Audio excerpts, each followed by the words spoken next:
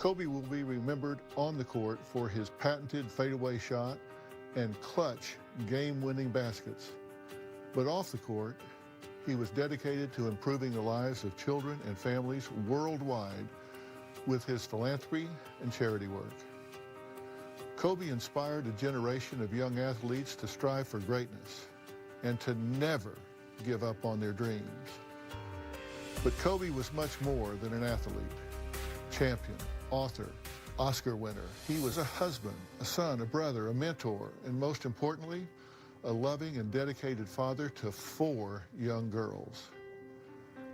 His daughter, Gianna, who lost her life alongside her dad, was following in her father's footsteps, playing and excelling at the game he so loved. Tributes from fans across the world have been pouring in as they struggle to try to process this heartbreaking loss. I grew up with Kobe, he's my age. I'm shocked. I still don't believe it. Still, everybody's lost for words. It's beyond words. I've been crying all day. I'm feeling as if I've lost a brother. His daughters went to the same school as my son. He was a community member, a church member. I saw him at the market.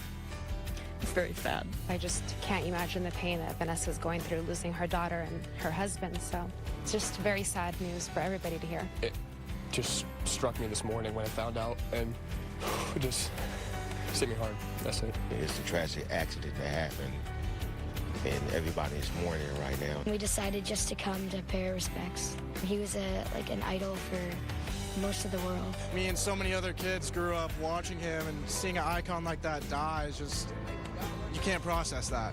Super emotional for me. He's going to be profoundly missed. No doubt about that. Do people really grieve someone that they don't actually know? The answer is yes, they do. Because when you have someone that's a role model, someone that you looked up to for a generation, it certainly leaves a void when they're taken so suddenly. And if you have children that idolized someone like Kobe Bryant, they look at him almost as though they're superheroes. And when something happens that they're taken away, it can really shake them and make them feel vulnerable. That's not supposed to happen. But listen, grief is not a mental illness, which means you don't get over it, you don't cure. You just simply have to make adjustments to it. And the one thing I would say is talk about it. It really is good to participate in community observations, rituals, traditions. It's important to do that. And let this be a reminder. Don't let the sun set on you one more time without saying and doing the things you need to say and do for the people you love in your life. You never know when it's going to all come to an end. Don't take it for granted. Say and do what you need to do. Mine and Robin's hearts go out to Kobe's wife, Vanessa, and their 3 beautiful daughters, Natalia, Bianca, and Capri, as well as the Bryant family. We also cannot forget or lose sight of the 7 other precious souls who lost their lives. Orange Coast College coach John Altobelli and his wife Carrie and their daughter Alyssa. Mother Sarah Chester and her daughter Peyton. Basketball coach Christina Mauser and pilot Ara Zobayan. We will keep them in our hearts and our prayers. In honor of his loss today, I will be dedicating my entire podcast, Fill in the Blanks, to Kobe Bryant. Today on an all-new Dr. Phil. 2 out-of-control brothers. Lee has threatened to kill me, kill his teachers. And the older sister who was put in charge. Aiden hurt me really bad by killing my dog. But where's Mom? What were you doing instead of parenting? I'd go out and have fun. So you left it to a 14-year-old girl to handle it? Yes. Your house is on fire. Your family is imploding. Ariana says that when her father was killed 5 years ago, her mother Jody checked out completely, started dating, and left her to raise her destructive and violent younger brothers, ages 9 and 12. Now, Ariana says her brother's behavior is so out of control that one of them gets strip searched for weapons at school every day. And the other killed the family dog and did it on purpose. In fact, last month, CPS was called because her 12-year-old son's threatening behavior at school was so bad they just didn't know what to do. Jody says CPS has no business being at her home and claims she always has her children's best interest in mind. Ariana, she says that could not be further from the truth. My mom is totally gone when it comes to being a parent to my younger brothers. My mom is not stable, reliable. She's self-centered. 5 years ago, my dad died. I saw her heart break. My mom became neglectful as a parent. My mom went to go find a companion. She'd be out dancing, partying. A lot of times, I didn't know where she was. It's been my duty to be a parent. When we run out of food and mom couldn't afford it, I had to go and buy it. Sorry, I'm getting like really... I can do it. I'm a freshman in college and I am stressed out. Instead of worrying about college in general, I'm worrying about how my brothers are. I don't attend any parties or dates. I feel like I have other things to do, like taking care of Aiden and Lee. My brothers have always had behavioral issues. Do not kill him before he kills look. me. It's to the point where my brothers are violent. I scream, yell, kick, cuss, and I usually bite people after it. Aiden will cuss at me, throw an iPod at me, he hold a knife on me. He hurt me really bad by killing my dog. Aiden took the dog into the pool, held its head down in the water till it stopped moving. And he told me it was on purpose. Lee will tell you descriptively, he will grab a knife and slit you from ear to ear. I'll tell you one thing. What? I will kill Aiden. Why? Because he's an idiot. He's threatened to kill me, stab me in the heart. The police have been called 5 times. CPS has been called about 10 times. When I try to talk to my mom, she turns into the most defensive guard dog I've ever seen. You think I'm such a bad mom? Call CPS on me, okay? Do it. I resent her a lot for doing this to us. My mom needs the biggest wake-up call. I feel like I'm betraying her by telling how I really feel. I want to tell my mom I love her, and I don't want to lose her, but I can't do this anymore. Oh, goodness. Now, this is not easy for you, right? No, it's extremely hard. Like, right now, I'm thinking I'm betraying her. Why are you doing it if you think it's a betrayal? Because there's no other way to help my family. I've tried since I was 14 to fix things, to make things better. I tried helping mom as much as I could, but it's not working. The boys, I'm overwhelmed constantly. You started having to fill in since you were 14 because your father was killed in a car wreck, right? Yes. And I'm sorry for your loss. Thank you. You say shortly after that, it wasn't a month or two before your mother was online dating and kind of filling that void with men. Yeah, shortly, earliest of 2 weeks after he was buried, she needed a break, and I assumed that, a break would be an hour or so, but it turned into nights out. Wouldn't come home till tomorrow morning. She bought alcohol, brought it home, brought men home. Okay, and you were 14. Yes. So while she's gone, you're in charge of these 2 boys. Yes. That's not reasonable. I mean, what you were asked to do is not reasonable, right? Well, I mean, how I personally felt, like, I have to. No one else is there. I have to save my family. I find myself a lot wanting to have a normal childhood. Like, if I could have a redo button and go back to being 14 again, I would do it right now. If she abandons you there with these 2 out of control, clearly serious behavioral problem young men, isn't that the ultimate betrayal? You're right, but I have this mentally, like, I'm arguing in my head right now with you. Like, I hear you. It's making sense to me. It's just For so long, I've had this cycle of, it's my fault. I'm being a baby. I need to stop with my feelings. I'm not strong enough to do this. It's my fault. So at 14, you were supposed to be strong enough to step up, run this family, take care of everything, get these boys fed, control their out-of-control behavior, and all this while she's out running around. If you had a 14-year-old daughter, would that be a reasonable expectation for you to put on her? No. But yet it's reasonable for your mother to put it on you. You're trying to make sense out of nonsense, and you can't do it. Yeah. How did your dog die? Aiden took him in the pool. We were setting it up, and it had barely an inch of water, and Aiden held its head underwater till it stopped moving. On purpose? On purpose. So he took the dog, drowned it in the pool? Yes. Well, Jody, the mother here, says she feels misunderstood. She feels judged. She said she is sick and tired of people critiquing her parenting skills, and she just deserves a little me time. Well, we'll meet her next.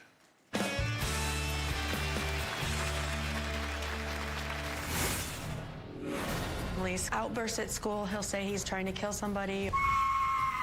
I'm terrified that Aiden will do something tragic. It scares me. And later, what's your fear in being honest with your mother? She'll stop loving me. She'll start pushing me away like she's done. She'll start yelling at me again and cussing me out.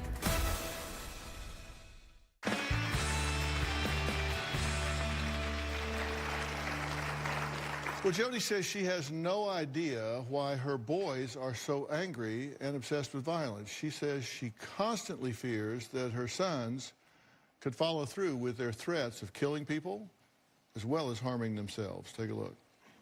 My sons, Lee and Aiden, are out of control, aggressive. You want me to punch you? My older son, Lee, says he wants to kill everybody. My son, Aiden, is more hyperactive. Stop touching me! Having the two of them together in the same room is awful. They'll go from 0 to 60 in less than 2 seconds. After my husband passed away, Ariana had to step in as the parent and take care of helping with the boys. There was a lot of responsibilities. I wanted to, okay? Stop! I started to see major changes in their behavior, more aggression, defiance. Aiden thought it was fun to climb out on the roof of our house. We'd have to call the fire department. He also jumped out of the 2nd-story window because he wanted to go play with his friends. My son, Lee, is a Debbie Downer. He hates everybody, wants to stab everybody. When you're talking to him, he will not look at you in the face. Why are you drawing machetes? Because weapons are really ones and I'm good at drawing. At least once a week, I'll get a phone call from Lee's school. He'll say he's trying to kill somebody or he wants to shoot up the school. I'm terrified that Aiden, with his lack of impulse, he'll do something that he doesn't really mean to do, but it'll be tragic. In my heart, I don't feel that they would. They're my boys, I love them. But in my head, I see their behaviors and it scares me. My son, Lee, has told me he wishes that I was dead. I don't know why they act this way. I think it might be genetics, but it might be my parenting. Leave me alone! Then stop. And I question that too because my daughter Ariana, she's a beautiful, smart, stable girl that I didn't have any issues with. I give everything for those boys, but they pushed me over the edge. Get that away from me! Okay, it's good to meet you. Do you recognize that these boys are suffering from severe behavioral issues? Yes. And you said it may be genetic and it may be your parenting. So which is it? What's your theory? I feel in my heart it's genetics, but I also know that I'm not a perfect parent. There's probably some things that I do that I could change, but I do feel it's genetics. And what's the genetic, where does this come from? Was their father violent? Was their mother Their violent? bio mom and because I know you adopted the boys. Yep, their bio mom and both their bio dads have issues. And You lost your husband to a car accident 5 years ago. Correct. I'm very sorry for your loss, Thank you. by the way. And that was very difficult for you, right? Left a huge void. Huge, huge void. He was the breadwinner. He was everything. He was my support. He was an amazing man. He took in 3 kids that weren't his, because none of my children are his. And he did it without question. Did you grieve the loss at that point, or have you grieved that loss yet? I wonder if I haven't completely grieved it yet, because after it first happened, we both had all of us had our little issues that we had to deal with here or there. But I felt like I needed to be the strong one immediately after it happened and be there for my kids. But then I went into a depression and wasn't a parent. What were you doing instead of parenting?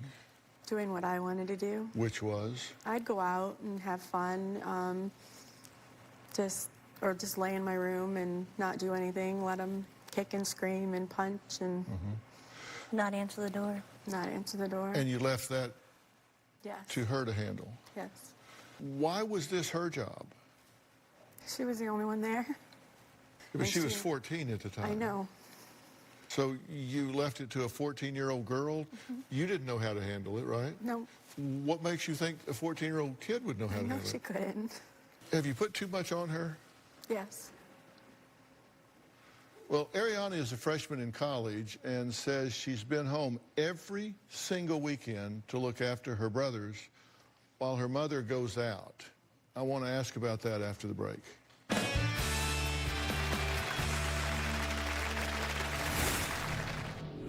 Ariana and I are like best friends. I tell her everything.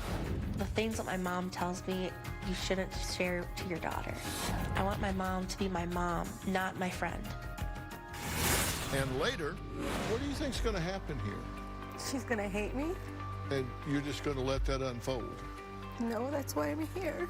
But you didn't reach out to me. You wrote to me 22 times. Lee is currently in the process of being expelled from the school. He had taken out some screens out of a window. Then he proceeded to grab a flagpole and poke it in the ceiling. In the meantime, Lee pulled the fire alarm. He proceeded to barricade himself into an office. And Lee said, "When I come back to school, I'm going to bring a gun, a machete, and an axe." He was so chaotic, he had to be restrained by the school officer. The officer had to put handcuffs on him and escort him off to the police. Jody says her daughter is her best friend, and their relationship is extremely close. But Ariana says she just doesn't really need a best friend, and what she needs is a mother. My relationship with my mom is unhealthy and not stable. There's no boundaries. Ariana and I are like best friends. I tell her everything. The things that my mom tells me you shouldn't share to your daughter. I do put a lot of pressure on her, but she is my only immediate support for helping with the boys. I want my mom to be my mom, not my friend. I do regret making Ariana step up to take care of those boys. I would honestly rather be in that chaotic moment at the airport than face the truth of telling my mom this, because I don't want her to hate me or stop loving me. Well, what's your fear in being honest with your mother about how you feel? My fear is she'll stop loving me. She'll start pushing me away like she's done. She'll start yelling at me again and cussing me out. What do you mean again? In the past, when I've tried to reach out to her, she hurts me so bad. She'll cuss at me. She'll scream at me. She'll make me feel like I'm the one that's making it into a big deal, that I'm the one that has the issue, that she's trying her best, that I'm the one that wants CPS to come in and take the boys away. Never. Then why don't you do more? I'm just tired. I'm tired too. It's just I can't do it any longer. She turns off her phone. She won't answer my texts. And when I tell her I'm overwhelmed and she gets upset because I'm upset, it's like I have the issue. So what do you think's going to happen here? She's gonna hate me? And you're just going to let that unfold? No, that's why I'm here. You didn't reach out to me. You wrote to me 22 times. Because you're the last hope. There's nothing else I can think of. I'm obviously not strong enough. I'm not able to fix my family. I can't help them, and I know they need help. You have this kind of closed loop in your head that you're running as tapes, like a tape running in your head like elevator music. I'm not strong enough, I'm not good enough, I'm betraying my mother, I'm a bad person for whining about this, et cetera, et cetera, et cetera, right? I call it my Bigfoot. It's constantly in everything I do. It says you should kill yourself. You're not strong enough. When mom, especially she's overwhelmed, that voice in my head's going, you're not doing enough. Yeah, well, I made a list of the things you say because I'm big on internal dialogue, what you say to yourself. You say, I hate myself and I despise my existence. I would kill myself if I was strong enough to abandon my brothers and mom. I feel like it's my job to fix the family. I have to step up. I don't view my emotions as important. I skip doctor's appointments because I'm not worth it to take care of myself. I eat my feelings away. I eat nonstop for an hour. So you've just decided you don't matter. Whatever your feelings are, whatever your needs are, they just don't make the list. They don't. Like, my mom and my brothers, they're my top priority. Well, how's that working for you? Not well. It's not working, but I keep doing it because that's all I know. Yeah. So we got some priorities here that are really turned upside down. We'll be right back.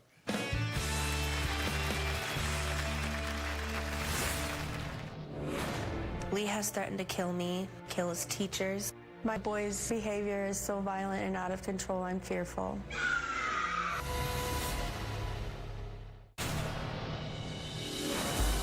My mom has no responsibility when it comes to money management. I'm talking about being asked to pay a light bill. We've had our electric shut off. You then.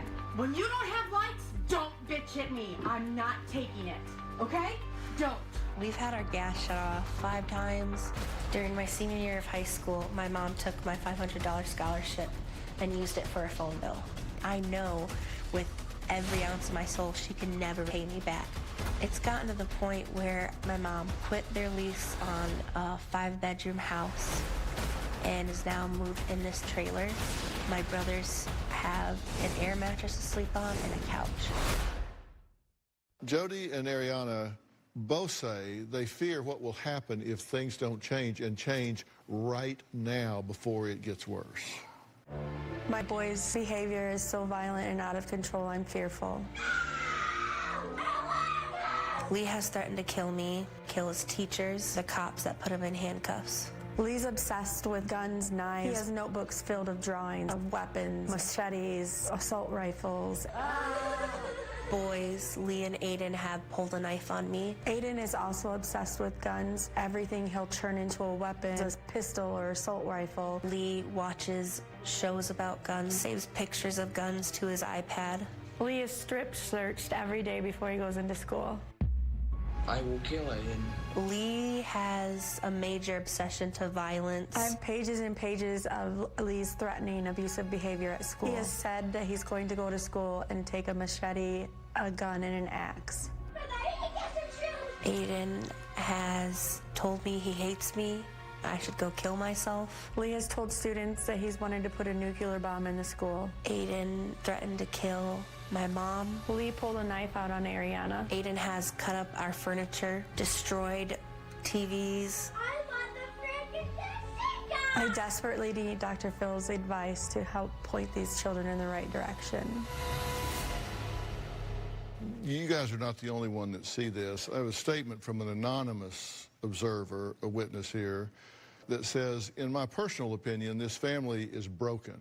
Ariana's mother is so wrapped up in her own life that her children are an afterthought. It's more important for her to meet her own needs.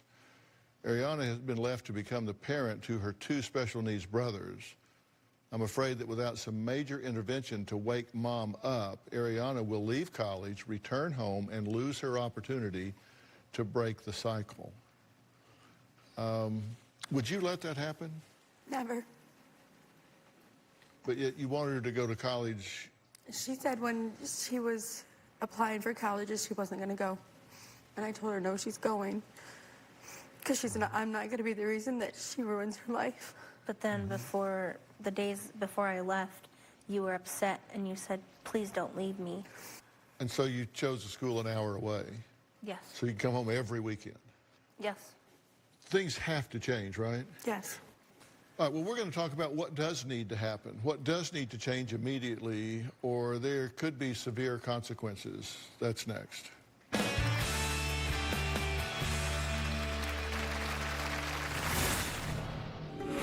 When I'm overwhelmed, I binge eat. I hate myself for eating it. And then to make myself feel better, I'll eat more.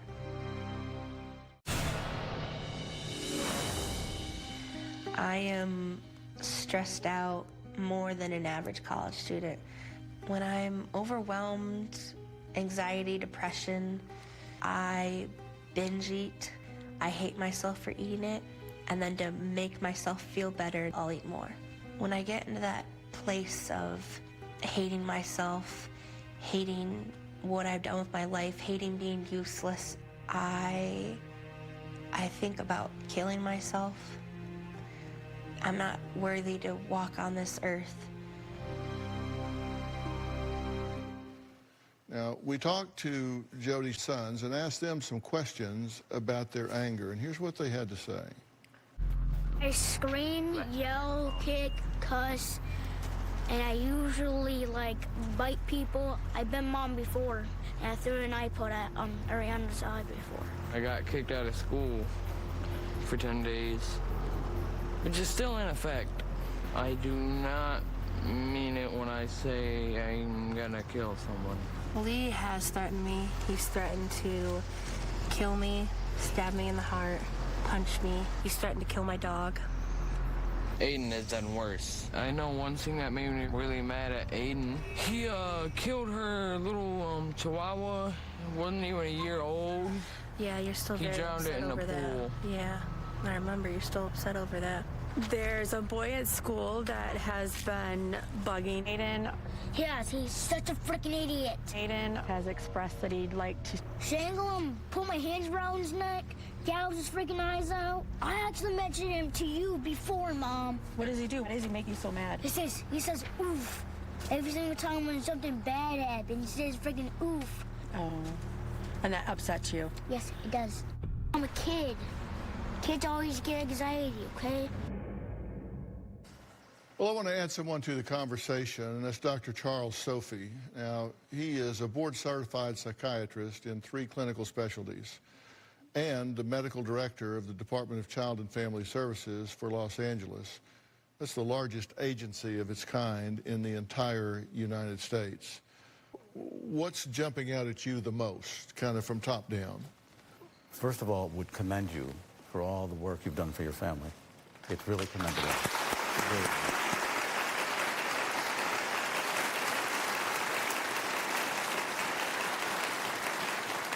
But it's nothing you can do. And shame on you. Parenting is a 24-hour-a-day, 7-day-a-week, 375-day-a-year job. It doesn't end. You don't get to take off. I know it's not okay. Then why do you keep doing it? Yeah.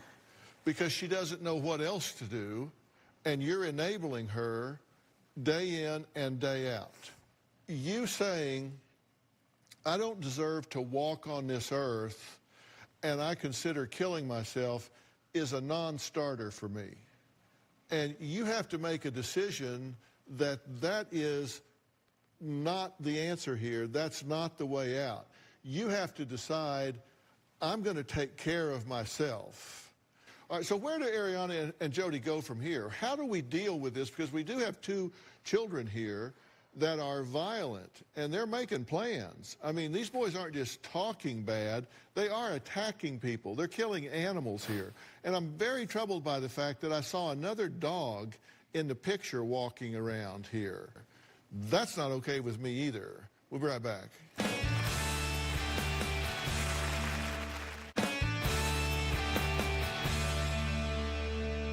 You agree that what you've been doing is not working, right? This isn't moving these boys towards health or control. Correct. Or anything constructive. Correct. Your house is on fire. Your family is imploding. So you have to make a decision. I'm cutting off everything else in my life until we get through this crisis and have a plan for coping. And you have to be willing to do that. And you are not the solution. Because I hate to break it to you, but this is way over your pay grade. You're totally correct, because obviously nothing's worked. That's right.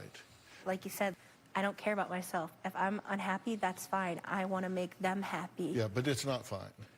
You can't give away what you don't have. If you don't take care of yourself, you can't take care of others. If you don't take care of you can't take care of your brothers. You can't be there for them. You can't support your mother in her role as a mother.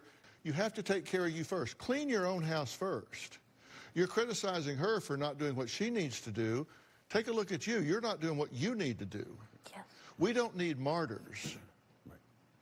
We need you to be successful. And I'm going to help you with that. Thank you. Okay? I'm going to help you with that, and I'm going to help you as well. We need to get some family counselors in here. We need to get some evaluation done of these two boys and find out what's going on. And we can put this together, right? Absolutely. We don't know if they were drug exposed in utero. We don't know anything. We don't know anything. Yeah. So we need to find out what this has done to their brain. So this is the kind of thing that you could have been home 24 hours a day, 7 days a week, 60 minutes an hour, and you could be in the same situation you're in if there are neurological issues that have not been addressed. So let me bring resources here, and let's figure this out together. That's why we're here. Okay. So between us and all the resources, we are going to bring reinforcements. We're going to get these boys evaluated. We're going to get some family counselors in here. We're going to do some things that are going to really help lighten this load here and make some plans. These boys can really modify their behavior. They just don't know it. Right. And we're going to help do that. Will you take that help? Yes. Okay. And you're not angry with her about this. You should be doing a happy dance around her. Why would I be here if I was angry at her? Exactly. I mean, you should be doing a happy dance around her. This is resulting in you getting some help you've needed for a long, long time. She had the courage to do what I wouldn't. Yeah. Coming up, we'll meet a couple who've been happily married 18 years, but they say they're in a romance rut. I've got the perfect solution for them and you. Just in time for Valentine's. Next. Now, Robin and I have been married 43 years, and it takes more than love to keep a marriage healthy and happy. You've got to work at it. Yes, that's right. But you know what? It's so worth it when you have the right person at your side. Our next guest, Eric and Dion, they've been together for 25 years. They've been married for 18 years. But he says when it's time to go out, she's cleaning, shopping, and catching up on work, and it's difficult to find alone time. She says although she recently lost 150 pounds, that's still not enough to rekindle the romance. On our wedding day, I knew I was making the right choice. When I first saw Dion, I thought she was very hot. She's very loving and caring and puts everybody else first. She's last on her list. I started to lose weight. I went from a size 24 to a size 11, but I know I'm definitely not that same girl. I loved her no matter what. I didn't see it, never really even noticed it. After celebrating our 18th wedding anniversary, I feel that the flame is just not as bright as it used to be. In my eyes, I still see her as that beautiful girl that I knew 25 years ago. But I feel like we're in a romance rut, and because I work days, she works nights, we don't really see each other too much. After losing weight, I feel that my face is making me look older than I am. The deeper wrinkles in my forehead, fine lines around my eyes. I have the puppet lines now around my mouth. I cannot keep up with my aging process. Whatever makes her feel better, I'm all aboard. She's still a fresh-faced girl to me.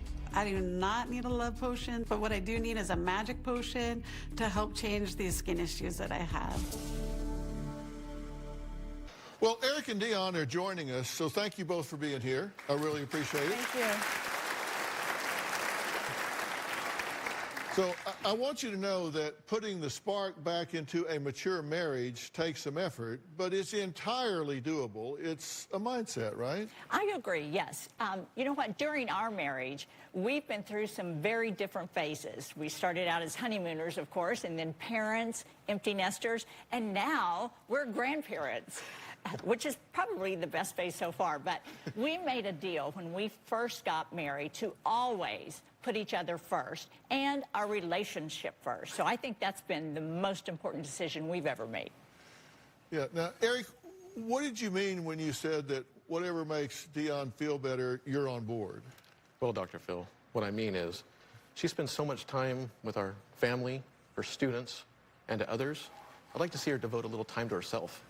Listen, that's Robin's mantra for all women. It is. And that is to take care of themselves so they can take care of others. I mean, she preaches it, and she lives by it. I have to say, you really do. It's very, very important to me, and I think it's very important to me to share that with all the women in the world. And Dion, let me ask you a question. Do you and Eric still go out on date nights? Well, we just celebrated our 18th wedding anniversary, and it was a lot of fun. But to set an actual date night, life gets in the way. Life's difficult, plans get changed, and ultimately, most of the time, we end up falling asleep on the couch before we even get anywhere. You remember how much fun it was when you first met? Yeah. Right? I do. I mean, you can remember that far back. I know you can, because I've been married 43 years. But you've got to be willing to work at it to put the spark back in your relationship. And Eric, I know that you want to make a date with your wife for Valentine's Day, right? Yes, I do. And you definitely want to make a date with him. Definitely, it's much needed. And I love what you're doing with your hair, by the way. Yeah, you like that? Yeah, I mean, that's a good thing. So they don't understand. This is just a solar panel for a sex machine. They don't know. They don't know. Well, Dion, before you go out on that Valentine's Day, I've got just the thing to get you ready. You're going to look amazing. My romantic getaway kit from my luxury skincare collection. It's going to be just the thing you need. You're going to start with my Foaming Joy facial cleanser and then Polish to Perfection scrub. Then you'll want to just plump and smooth your skin with my Hydrated Skin Equals Youth moisturizer. These on-the-go sizes will give you big results. So then next, you want to use the Poor Tiny Me. I call it the Photoshop in a bottle because it gives you a blur-like effect to your skin, making the pores appear much smaller. Now, listen, all of Robin's products in this kit have a patented dynamic infusion technology that delivers the ingredients into your skin much quicker. And Eric, these products aren't just for women. She's got my tennis buddies hooked on the masks as well. I mean, seriously. They actually put these things on all the time. And Robin has a brand new mask in this special Valentine's Day kit as well, right? Yes, that's right. It's my super cooling and moisturizing sheet mask, and I named it She Is One Cool Chick. I really love her. And I purposely put that red heart on there for Valentine's Day. This calming sheet mask keeps you and your skin looking and feeling very cool. And anytime you want to soften, soothe, and refresh your skin, my Rose Hydrating Toning Mist, hard work equals a bonus, does the trick. Now, Valentine's Day is the day for hand-holding, right? Yes, it sure is. So what do you got for that? I'm so glad you asked, sweetheart. I created Hold Me Tight, my ultra-rich hand cream with nourishing botanicals to give you the softest hands ever. Because I love sparkle, I've also created a brand new Swarovski crystal bow necklace. And there's only one place that you can get Robin's romantic getaway kit, and that's at robinmcgrawrevelation.com. And the first 900 people to order will receive the bow necklaces as a bonus. You can't buy these. They're a bonus inside the kit. So, Dion, in preparation for your Valentine's date, I'd like to gift you my romantic getaway kit. Oh, thank you. Let me tell you, when you stop and take time to really take care of yourself and pamper yourself, it changes the way you feel. That's right. It changes the way you feel inside. I mean, it's kind of meditative, and it really alters your mindset. Definitely will. And audience, Robin is treating you guys today because you're all going home with all these products as well. Okay? All right. So listen. Now, do you want to come here and join us in the audience? The tickets are free, so just go to drphil.com for all the details on how to be a member of the studio audience, because we want to see you here. We have a good time, right? All right. We'll see you next time. Thanks a lot, guys.